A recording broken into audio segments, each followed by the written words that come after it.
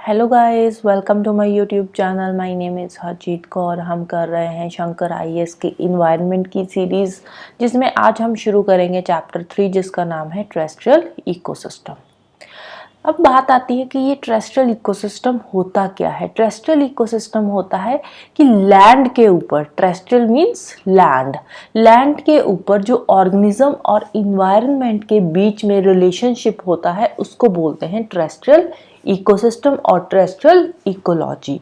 अब लैंड पे क्या होता है, लैंड में भी बहुत सारी वेरिएशंस होती है। कहीं पे माउंटेन्स होएंगे, कहीं पे प्लेन एरिया होएगा, कहीं पे प्लेट्यू एरिया होएगा, कहीं पे ओशियन होएगा। अब जिसकी वजह से लैंड पे ऑल्टीट्यूडिनल वेरिएशंस आती है। ऑल्टीट्यूड चेंज होता है और इसके साथ साथ लैटिट्यूड भी चेंज होता है। लैटिट्यूडिनल वेरिएशंस भी आती है, जैसे 0 डिग्री इक्वेटर हो गया, ट्रॉपिक्स का टेम्परेट जोन हो गई, पोलर एरिया हो गया। अब लैंड के ऊपर एक तो ऑल्टीट्यूडिनल वेरिएशंस आ रही है, एक लैटिट्यूडिनल वेरिएशंस आ रही है। अब ये जो ऑल्टीट्यूडिनल और लैटिट्यूडिनल वेरिएशंस आ रही है, इसकी वजह से अलग अलग जगह पे जो क्लाइमेटिक पैटर्न है ना, वो भी अलग अलग होगा। तो क्लाइमेटिक पैटर्न में चेंज आएगी ऑल्टीट्यूडिनल एंड लैटिट्यूडिनल वेरिएशन की वजह से। अब क्लाइमेटिक पैटर्न चेंज होएगा तो उसी अकॉर्डिंग वहां की जो प्लांट लाइफ है या फिर एनिमल लाइफ है वो भी चेंज होएगी। प्लांट लाइफ भी चेंज होएगी, एनिमल लाइफ भी चेंज होएगी according to climatic conditions. Climate change होगा according to altitude and latitude, right. अब ये जो टेरेस्ट्रियल इकोसिस्टम है, इसके अंदर हम अलग अलग इकोसिस्टम्स को यहाँ पे डिस्कस करेंगे, जिसमें आज हम डिस्कस करेंगे टुंड्रा एंड फॉरेस्ट इकोसिस्टम को, राइट। टुंड्रा की बात करें तो टुंड्रा का मतलब क्या होता है? टुंड्रा का मतलब होता है बैरन लैंड। बैरन लैंड मतलब कि यहाँ पे बहुत ही सीवियर क्लाइमेटिक कंडीशंस होती है, बहुत ही सीवियर क्लाइमेट होता है टुंड्रा पे, ठीक है। तो इसीलिए टुंड्रा पे अगर हम बात करें वेजिटेशन की या फिर फौना की, फ्लोरा की बात करें, तो वहाँ पे कोई ज़्यादा वेजिटेशन नहीं होती, कोई ज़्यादा एनिमल लाइफ नहीं होती। तो ये जो टुंड्रा वाला रीजन है, ये कौन सा हो जाएगा? ये एक्सट्रीम नॉर्थ वाला या फिर एक्सट्रीम साउथ वाला। एक्सट्रीम नॉर्थ में ये कनाडा का जो नदर्न पार्ट हो गया, अलास्का का नदर्न पार्ट हो गया।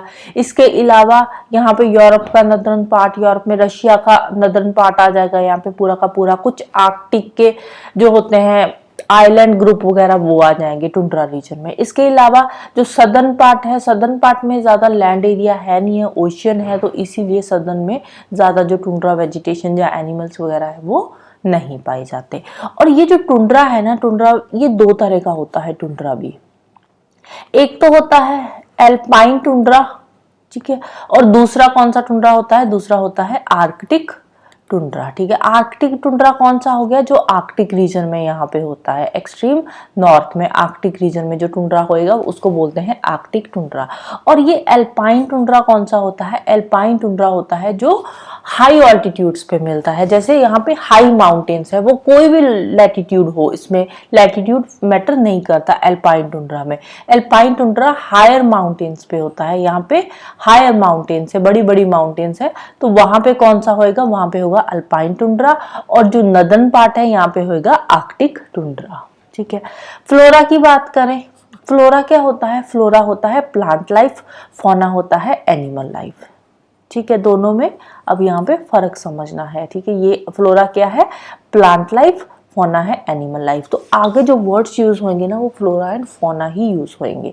तो प्लांट लाइफ यहाँ पे कौन कौन सी है? कॉटन ग्रास हो गया, सेजेस हो गए, dwarf heath, willow, birches, lichens वगैरह हो गए। और एनिमल लाइफ में यहाँ पे क्या चीजें आ गई? Reindeer, muskox, arctic hare, caribous, lemmings, squirrel वगैरह हो गए, ठीक है। अब यहाँ के जो प्लांट है ना, प्लांट का लाइफ स्पैन बहुत ज़्यादा होता है। तकरीबन अगर हम यहाँ पे प्लांट्स का देखें, विलो की ही बात कर लें, तो विलो का जो प्लांट का लाइफ स्पैन है ना, वो है 150 से 200 साल तक इसका जो लाइफ स्पैन है, ठीक है। विलो का ही, सिर्फ विलो का जो लाइफ स्पैन है वो 150 से 200 साल तक होता है। और यहाँ पे जो प्लांट्स होते हैं ना, इन प्लांट्स के ऊपर थिक क्यूटिकल की एक लेयर होती है, एक एपिडर्मल हेयर्स होते हैं इनके जो बाहर वाली साइड पे प्लांट्स पे, सो दैट कि जो प्लांट्स है वो एक्सट्रीम जो कंडीशंस है ना, जो बहुत ज्यादा यहाँ पे ठंड पड़ती है, चिल्ड वेदर है, तो उससे बच सके। इसके अलावा एनिमल लाइफ की बात करें तो एनिमल्स जो जहाँ के होते हैं बहुत बड़े बड़े एनिमल्स होते हैं, ठीक है, लार्ज एनिमल्स होंगे और उनके ऊपर थिक फर लगे होंगे। थिक फर क्यों होते हैं एनिमल्स के ऊपर? सो दैट कि जो एनिमल्स है वो अपने आप को बाहर की ठंड से बचा सके। और इसके अलावा एनिमल्स के जो ईयर होते हैं या फिर टेल होती है बहुत ही शॉर्ट होती है। ईयर भी छोटे छोटे होंगे, टेल भी शॉर्ट होएगी। ये शॉर्ट क्यों होते हैं? सो दैट कि एनिमल के बॉडी के अंदर का जो हीट है ना अंदर की, वो बाहर ना आ पाए। इसीलिए इनकी बॉडी तो लार्ज होती है लेकिन इनके जो ईयर और टेल होते हैं वो छोटे होते हैं और बॉडी के ऊपर थिक फर होते हैं, सो दैट कि बाहर की ठंड से बच सके, राइट। फिर नेक्स्ट बात करते हैं फॉरेस्ट इकोसिस्टम की। अब ये जो फॉरेस्ट इकोसिस्टम है ना, ये फॉरेस्ट इकोसिस्टम जो बेसिकली है, इसको दो चीजें अफेक्ट करती है, क्योंकि देखो हर जगह पे जो फॉरेस्ट की वेजिटेशन होएगी वो अलग अलग होएगी, और जो फॉरेस्ट की वेजिटेशन है वो डिपेंड करती है बेसिकली दो फैक्टर्स पे। कौन कौन से है? एक तो है टेम्परेचर पे, कि किसी पर्टिकुलर जगह का टेम्परेचर कितना है, उसके अकॉर्डिंग जो वहाँ के फॉरेस्ट की वेजिटेशन है वो चेंज होएगी। दूसरा क्या आ जाता है? दूसरा आ जाता है मॉइस्चर कंडीशंस। मॉइस्चर किस पे डिपेंड करता है? प्रेसिपिटेशन पे, ठीक है। रेनफॉल वहां पे कैसी है, मॉइस्चर कैसा है, रेनफॉल के ऊपर मॉइस्चर डिपेंड करता है। ह्यूमिडिटी हो गई तो ह्यूमिडिटी भी इसी फैक्टर्स में आती है। तो फॉरेस्ट इकोसिस्टम को दो फैक्टर्स अफेक्ट करते हैं, एक तो टेम्परेचर, दूसरा हो गया मॉइस्चर, ठीक है। तो उसके अकॉर्डिंग जो फॉरेस्ट की जो वेजिटेशन है वो चेंज होएगी, वेजिटेशन चेंज होएगी तो वहाँ की जो एनिमल लाइफ है वो भी उसी के अकॉर्डिंग चेंज होएगी।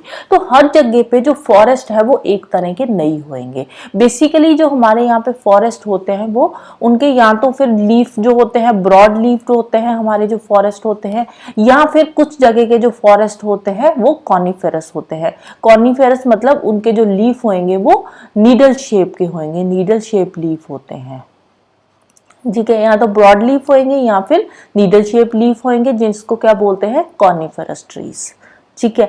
तो इसके अकॉर्डिंग जो हमारा फॉरेस्ट है, फॉरेस्ट को तीन कैटेगरीज में, तीन मेजर कैटेगरीज में डिवाइड किया गया है। कौन कौन से? कॉनिफेरस फॉरेस्ट हो गए, दूसरे हो गए टेम्परेट फॉरेस्ट और तीसरे हो गए ट्रॉपिकल फॉरेस्ट। तो इसके अंदर भी सब कैटेगरीज आ जाती है। लाइक एवरग्रीन फॉरेस्ट होंगे किसी जगह पे, और किसी जगह पे क्या होंगे? डेसिडुअस फॉरेस्ट होंगे। तो उसके अकॉर्डिंग जो फॉरेस्ट है वो चेंज होते हैं। एवरग्रीन मीन्स सारा साल हरे भरे रहते हैं, डेसिडुअस मीन्स कि एक पर्टिकुलर सीजन में वो अपने लीव्स शेड कर देते हैं, ठीक है। तो एक एक करके अब इन फॉरेस्ट को हम डिस्कस करेंगे। इसमें सबसे पहले आते हैं कॉनिफेरस फॉरेस्ट। कॉनिफेरस फॉरेस्ट कौन से हैं? जिनकी जो पत्तियां होती है वो नीडल शेप्ड होती है। कॉनिफेरस फॉरेस्ट को बोरियल फॉरेस्ट भी बोला जाता है। ये जो देखो, ये जो कॉनिफेरस है इनकी नीडल शेप्ड लीव्स होते हैं। क्यों? क्योंकि यहाँ पे स्नोफॉल बहुत होती है। तो अब ये जो स्नोफॉल होती है तो स्नोफॉल पत्तियों के ऊपर टिक ना पाए, इसीलिए इनकी जो पत्तियां होती है, जो लीव्स होते हैं, वो नीडल शेप्ड होते हैं। कॉनिफेरस फॉरेस्ट कौन से रीजन में होते हैं? ये ज्यादातर कोल्ड रीजन में होते हैं, जहां पे हाई रेनफॉल होती है और स्ट्रॉन्ग सीजनल क्लाइमेट होते हैं, ठीक है। मतलब कि जो विंटर का सीजन है वो ज्यादा देर तक चलेगा और समर्स कुछ टाइम के लिए होते हैं। विंटर्स लॉन्ग होती है यहाँ पे, लेकिन जो समर्स होती है वो शॉर्ट होती है। इसीलिए इनकी जो पत्तियां होती है वो नीडल शेप की होती है। प्लांट स्पीसीज की बात करें तो यहाँ पे कौन कौन सी प्लांट स्पीसीज होती है? सप्रूस हो गया, फर हो गए और पाइन ट्रीज हो गए। Animals, lynx, wolf, bear, red fox हो गए, पॉर्कुपाइन, स्क्विरल, एम्फीबियंस यहाँ पे कुछ होते हैं, लाइक हाइला हो गया, राना हो गया।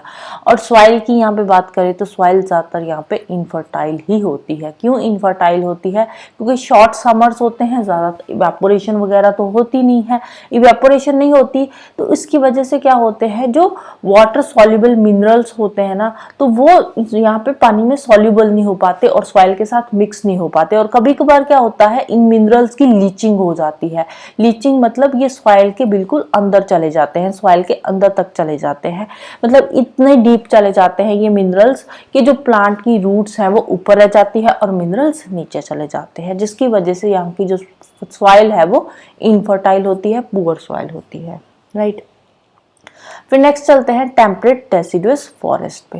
टेम्परेट डेसिडुअस फॉरेस्ट कैसे होते हैं? ये ब्रॉड लीफ्ड होते हैं, लीफ इनके ब्रॉड होते हैं। डेसिडुअस ट्रीज है तो मतलब एक पर्टिकुलर सीजन में अपने लीव्स शेड कर देंगे, जैसे ही ऑटम सीजन आया अपने पत्तियां झाड़ देंगे और पूरी सर्दियां फिर ये ऐसे ही बेयर रहते हैं, इन पे कोई भी पत्तियां नहीं होती। ठीक है, एक पर्टिकुलर सीजन आया अपनी पत्तियां इन्होंने झाड़ दी और उसके बाद पूरी विंटर्स इनके सिर्फ ये ब्रांचेस ही होएंगी, पत्तियां नहीं होएगी। फिर जैसे ही स्प्रिंग सीजन आएगा फिर यहाँ पे इनके नए लीव्स उगने शुरू हो जाते हैं। प्रेसिपिटेशन की बात करें तो बारिशें यहाँ पे यूनिफॉर्म होती है सारा साल, मतलब थोड़ी बहुत बारिश होती ही रहती है। सॉइल यहाँ की भी इनफर्टाइल ही होती है। नेक्स्ट है temperate evergreen forest. Evergreen forest नाम से ही पता चल रहा है कि ये जो फॉरेस्ट है सारा साल हरे भरे रहते हैं, जैसे ये दिख रहे हैं। ठीक है, एवरग्रीन ही रहते हैं। और ये वाले जो फॉरेस्ट होते हैं इनकी पत्तियां ब्रॉड होती है, ये देखो ध्यान से अगर देखेंगे तो इनके जो लीव्स होते हैं ना ब्रॉड लीफ होते हैं इनके। ठीक है, तो एवरग्रीन ट्रीज है और ये कौन से क्लाइमेट पे ज्यादातर होते हैं? ये मेडिटेरेनियन टाइप ऑफ क्लाइमेट में ज्यादातर पाए जाते हैं। ये जो टेम्परेट एवरग्रीन फॉरेस्ट होते हैं, मेडिटेरेनियन टाइप ऑफ क्लाइमेट कैसा होता है? मेडिटेरेनियन टाइप ऑफ जो क्लाइमेट होता है ना, इसमें समर्स जो होती है वो वार्म एंड ड्राई समर्स होती है, मतलब समर्स में यहाँ पे ज्यादा बारिशें नहीं होती, विंटर्स मॉइस्चर होती है, सर्दियों में बारिश होती है। तो जो ये जो मेडिटेरेनियन टाइप ऑफ क्लाइमेट है ना, इसकी यही खासियत है। इसमें क्या होता है, इसमें जो समर्स होते हैं ये तो ड्राई होते हैं, लेकिन जो विंटर्स होते हैं विंटर्स में बारिशें होती है। ठीक है, इसको बोलते हैं Mediterranean type of climate. Summers dry, winters जो है वहां पे बारिशें होगी। अब ये समर्स यहाँ पे ड्राई होते हैं, इसकी वजह से समर्स में कभी कभार क्या होता है, फॉरेस्ट फायर हो जाती है, मतलब जंगलों में आग लग जाती है। क्योंकि अब देखो समर्स है, ऊपर से ड्राई सीजन है, कोई बारिश नहीं हो रही, तो इसीलिए फ्रीक्वेंट फॉरेस्ट फायर यहाँ पे देखने को मिलती है, जंगलों में आग लगती रहती है। लेकिन यहाँ के जो जंगल है ना, जो फॉरेस्ट है ना, उनमें ये कैपेबिलिटी है कि वो बर्न होने के बाद में भी जल्दी ही रीजनरेट कर जाते हैं। बर्न तो हो जाते हैं, फॉरेस्ट फायर लगती है, आग लगती है, लेकिन जलने के बाद फिर से ये जल्दी ही रीजनरेट हो जाते हैं खुद से ही। फिर नेक्स्ट आते हैं temperate rain forest. Temperate rain forest नाम में आ रहा है, रेन मतलब बारिशें यहाँ पे अच्छी खासी होती होगी। तो यहाँ पे रेनफॉल हाई होती है और इसके साथ साथ फॉग भी बहुत हैवी फॉग होती है यहाँ पे।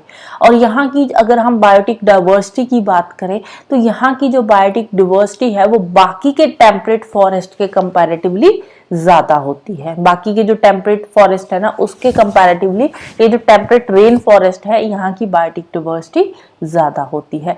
लेकिन अगर हम प्लांट एंड एनिमल डाइवर्सिटी की बात करें तो प्लांट एंड एनिमल डाइवर्सिटी जो टेम्परेट रेन फॉरेस्ट की है वो ट्रॉपिकल रेन फॉरेस्ट के कंपैरेटिवली कम होती है। ट्रॉपिकल रेन फॉरेस्ट में प्लांट एंड एनिमल डाइवर्सिटी ज्यादा होती है, लेकिन टेम्परेट रेन फॉरेस्ट में ट्रॉपिकल रेन फॉरेस्ट के कंपैरेटिवली कम डाइवर्सिटी होती है। राइट, फिर नेक्स्ट आते हैं tropical rain forest. Tropical rain forest का एरिया क्या होगा? ट्रॉपिक्स वाला एरिया इक्वेटर के आसपास जो है वहां पे रहेंगे ट्रॉपिकल रेन फॉरेस्ट।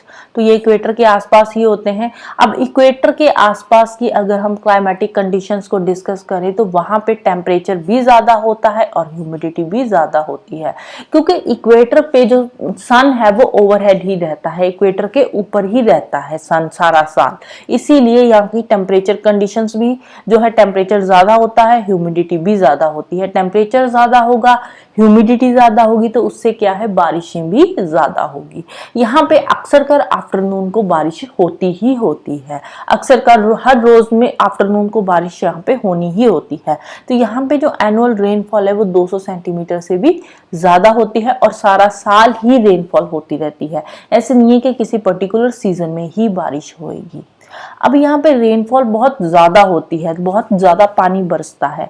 पानी ज्यादा बरसने की वजह से यहाँ की जो सॉइल है ना, सॉइल की लीचिंग बहुत ज्यादा होती है। लीचिंग ज्यादा होती है तो मतलब कि जो मिनरल्स एंड न्यूट्रिएंट्स है वो क्या है, वो लीच कर जाते हैं, मतलब सॉइल के अंदर नीचे डेप्थ में चले जाते हैं। इसीलिए यहाँ पे जो एग्रीकल्चर है करना वो यूजलेस है, क्योंकि यहाँ की जो सॉइल है वो इतनी ज्यादा फर्टाइल नहीं है, क्योंकि यहाँ पे जो मिनरल्स न्यूट्रिएंट्स है वो लीच कर जाते हैं, जिसकी वजह से एग्रीकल्चर पर्पस के लिए ये वाली जो सॉइल है वो यूजलेस है। लेकिन अगर हम यहाँ पे जहाँ की ये जो लैंड है इसको हम कुछ टाइम के लिए ऐसे ही खाली छोड़ दें तो ये जो है बहुत जल्दी ही ये फिर से फर्टाइल भी हो जाती है। फ्लोरा की बात करें प्लांट लाइफ की, तो यहाँ पे प्लांट लाइफ की बहुत ज़्यादा डाइवर्सिटी देखने को मिलती है।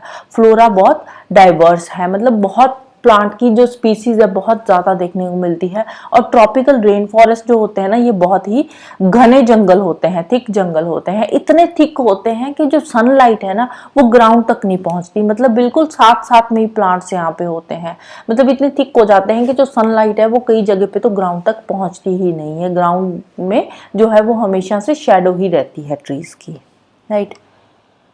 फिर नेक्स्ट चलते हैं ट्रॉपिकल सीजनल फॉरेस्ट। ये जो सीजनल फॉरेस्ट है इनको मॉनसून फॉरेस्ट भी बोला जाता है, जैसे कि इंडिया में है तो मॉनसून फॉरेस्ट और कहाँ पे है, इंडिया में तो है ही है। इसके अलावा साउथ ईस्ट एशिया में पाए जाते हैं, central America, south America, northern Australia हो गया, वेस्टर्न अफ्रीका और पैसिफिक के जो ट्रॉपिकल आइलैंड्स है और इंडिया में भी सीजनल फॉरेस्ट पाए जाते हैं। फिर नेक्स्ट है सब ट्रॉपिकल रेन फॉरेस्ट। ये जो सब ट्रॉपिकल रेन फॉरेस्ट है इनके जो लीफ होते हैं वो ब्रॉड होते हैं और ये एवरग्रीन फॉरेस्ट है। ये सब ट्रॉपिकल रेन फॉरेस्ट कहाँ पे पाए जाते हैं, जहाँ पे रेनफॉल बहुत ज्यादा होती है, हाई रेनफॉल होती है, हाई रेनफॉल होती है और विंटर और समर सीजन के बीच में जो टेम्परेचर डिफरेंस है वो बहुत कम होता है। ऐसे नहीं है कि सर्दियों में बहुत ज्यादा ठंड पड़ रही है और गर्मियों में बहुत ज्यादा गर्मी पड़ रही है, यहाँ पे ऐसा नहीं होता। ये जो सब ट्रॉपिकल रेन फॉरेस्ट है ये उन रीजन्स में ही होते हैं जहाँ पे विंटर और समर सीजन के बीच में जो टेम्परेचर डिफरेंस है बहुत कम होता है, ठीक है। और यहाँ पे अगर हम बात करें प्लांट स्पीसीज की तो यहाँ पे ज्यादातर एपीफाइट्स पाए जाते हैं। प्लांट स्पीसीज में यहाँ पे होते हैं एपीफाइट्स।